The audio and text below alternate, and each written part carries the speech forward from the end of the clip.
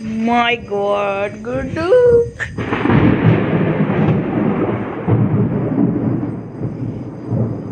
Why?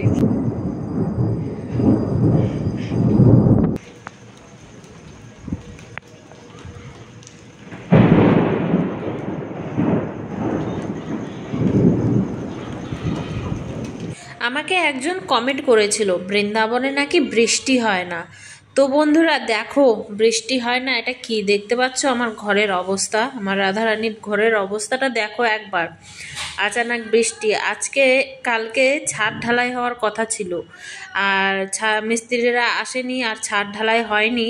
আর এই যে দেখো, এখন বাজে ভোর 4:30। ঘুম থেকে আমি নর্মালি উঠেছি যে 4:30 বেজে গেছে, তাড়াতাড়ি করে উঠি, মানে মঙ্গলা আরতি করতে হবে।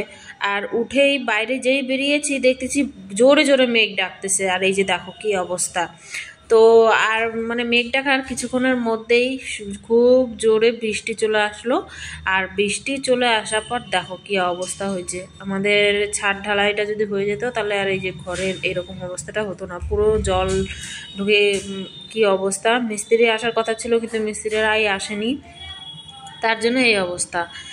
রাধে রাধে বন্ধুরা, কেমন আছো তোমরা সবাই? আশা করছি সবাই সুস্থ এবং খুব ভালো আছো। প্রথমেই আমি কথা বলে দিয়েছিলাম তোমাদেরকে আর রাধে রাধে বললাম না, তো ওর জন্য বললাম যে না, আগে রাধে রাধে বলি তারপরে শুরু করি। তা একজন আমাকে কমেন্ট করেছিল যে বৃন্দাবনে বাড়ি করবে, বৃন্দাবনে তো কোনো বৃষ্টি টিষ্টি কিছুই হয় না।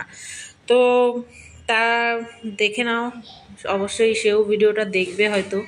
তো বৃষ্টি হচ্ছে কি হচ্ছে না দেখো কি অবস্থায়। যে দেখো আমাদের ছাদের ওপরে এত বড় বিপদে পড়বো আমি বুঝতেই পারিনি। মানে ছাদের ওপরে যে জালিটা যে মানে যেখানে যে একটা জালি সিস্টেম হবে, ছাদের যত জল সেখান থেকে বেরোবে, তো সেখানে যে পাইপটা লাগানো হয়েছে, মানে পাইপ ছাদ ঢালাই হবে তো তার আগে পাইপটা বসানো হয়েছে সেখানে, আর সেটা আবার মুখটাকে ছাদের লেভেলে করা হয়নি। আর জলটা বেরোতে পারছে না, পুরো ছাদ একদম ভর্তি হয়ে গেছে জলে। আর তারপরে দেখো সিঁড়ির থেকে জল এসে পুরো সিঁড়ি টিড়ি হয়ে পুরো ভেতরে চলে গেছে জল। আর এই যে দেখো তাড়াতাড়ি করে এখন আমি বাইপার দিয়ে টেনে দিচ্ছি, না হলে তো বৃষ্টি যে কতক্ষণ হবে তার কোনো ঠিক ঠিকানা নাই। দেখতে পাচ্ছ কত জল।